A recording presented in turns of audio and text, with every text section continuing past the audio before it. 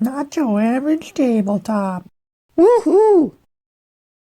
Welcome to Not Your Average Tabletop. I'm Zach, I'm Mac. and today we're giving our first impressions of Gingerbread House, which is a game from Phil Walker Harding. So, as I call him here, Philler Walker Harding. He usually makes some games that are a little bit on the kind of easier, more approachable side, and usually can be done or can be played in a reasonable amount of time. Doesn't go on too long typically. And this is Gingerbread House here is no different. I would say no exception. no exception to the rule. This is one that I feel like I've seen a few times out there, and for some reason it gives me a Christmassy theme vibe, but it kind of really isn't. No. But I guess when I think of gingerbread, that makes me think of Christmas. So, and we don't really have any Christmas themed games, so I always have my eye on it as, we could get that for a Christmas game. Yeah, it's more so because of the gingerbread house that, like, the evil witch from, is it Hansel and Gretel? Mm-hmm. That she has that gingerbread house or the house made of candy or whatever. So that's what it's actually referring to, is the fairy tale thing. Yes. So I ended up getting it. I think it was like $8 on Miniature Market Daily Deal or something. So after watching it for quite a while, or seeing it kind of go on sale and whatever a few times, I was like, okay, pull the trigger. I need a Christmas game. Yes. Which, it, like you said, didn't end up being, but so I think I was probably more excited about it than you. I don't know. I mean, hard to be excited about something you don't know you got. That's true. That is true. But yeah, this one you're kind of building patterns, sort of. You're sort of covering up patterns and stuff to kind of lure in the different fantasy creatures and characters to kind of imprison them eventually. Yeah, it doesn't say entirely what you're doing, but you the rule book say? Yeah. Get rid of them for good or something or deal with them for... Handle, So apparently you are the evil witch in this scenario, and you are building your gingerbread house according specifically to what ingredients fairy tale creatures like. So if you know that, I think Puss in Boots likes the pink candy hearts, well, then you can try and get some pink candy hearts. Was Puss in Boots in this one? Yeah. Was he? Yes, remember I pulled it out and I told you, and I'm like, I feel like this is just a Shrek cast.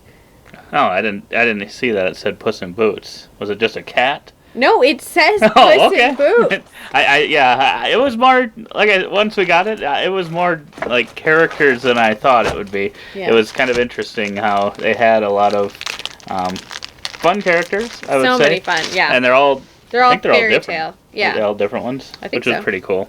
But yeah, otherwise, what you're kind of doing in this game pretty much is placing out these kind of domino style tiles where they've got like two different symbols on them, and then covering up kind of previous tiles or your initial. Oh, it is Puss in Boots, but he's a different color. Interesting. Okay, I guess you were right. But yeah, then you're just using those tiles to kind of build up your house. And you don't necessarily have to complete floors, but that does help because give you some more points. But yeah, you're just kind of covering symbols up. If you can do two of the same symbol, you get a third. A bonus symbol. Yeah, the symbols will do an action for you, and if you get two of the same, then you get to do three of that action instead of two. So that's pretty cool. I think that's kind of the thing that the pattern you try to build towards. At least I found in our play of it is I was trying to hit as many triples as you could. But otherwise it was pretty quick, pretty simple. Yeah, for stacking games, I'm not really a big fan typically, just because you have to think about layers and how that plays out instead of like, polyomino shapes where you're building outwards. Building on top of something is a completely different game in my brain anyway. So I was a little skeptical when Zach was like, you're going to stack, and I was like, oh, I know how this goes. But I'm happy to report that it is actually pretty easy for what it is. I mean, you're just stacking 2x2s in a 3x3 grid, I think it is. So nothing to be concerned about. And there are multiple opportunities for the one square that you could Single use square, to fill in single yeah, square. single that you could use to fill it in. So I think it's entirely doable, and the stacking is not at all an impediment. So Yeah, because you'll get some, as you fulfill contracts essentially, when you are kind of luring the creatures in, you're getting wild tiles, and those can do any action. Those are single ones that help fill in the spaces, but otherwise you can also use the staircases, and you can stack kind of as many as you have to bring up a level so that you can stack it on it, because obviously you can't stack it if there's nothing underneath it. You can't just have open spaces. But yeah, I thought after one play of it, I thought it was a pretty good one. I think it is one that we could play for, and you could probably have most of our family members would probably be able to play it if we wanted to. If we wanted to make it our Christmas game, as I want to possibly. Oh, okay. I think it goes up to 4 players. I think it would play pretty quickly because it's the same amount. It's 15 tiles no matter what. Okay. You can kind of do it all sort of simultaneously. I mean, you can kind of have it planned. It's not like anyone's going to ever. You're not interacting with each other outside of fighting for the contracts. You're not like ever destroying someone's or anything, so there's not like any of that negative player interaction going on in that way.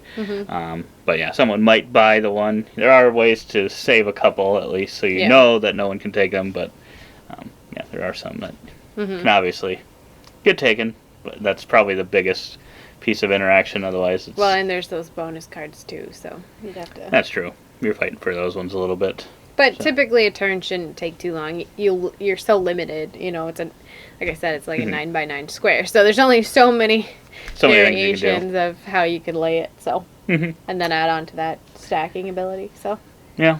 So I'd probably, after a play, I'd probably put this one at about a 7 for me, which is, I don't know. I just feel like that's the number that I give for games that are on the shelf and like to play them like a couple times a year type thing. Occasionally I'll be in the mood to play it. I think that's usually where 7's rank for me, but yeah. I guess if I'm being more of a fair scale, it's probably a little bit lower, but I just know there are games that I really, really despise. This is nowhere near that. So to me, like, the games I really despise are 1s and 2s, and those feel so far removed from this. Yeah. So it is a simpler game, but I like it quite a bit. It all makes sense. It's not, I don't think there's anything that's too complicated about it. No, I would agree. I'd probably put it at a 7 too. You know, it is exactly that. It's a filler game, so I think it's fun, it's simple, it's straightforward for what it is. It's got great components, a cute theme, and I mean, I think it's just fun. Just fun in general, everything that you do about it. So I think it's a great game to have on the shelf and bring to the table every now and again. Yeah, I would agree. But yeah, if you want to get a better look at kind of the components of it, we'll be doing an unboxing video alongside this, so you can check that out. But otherwise, we hope to see you on that video, and as always, don't forget to keep on nibbling on our content.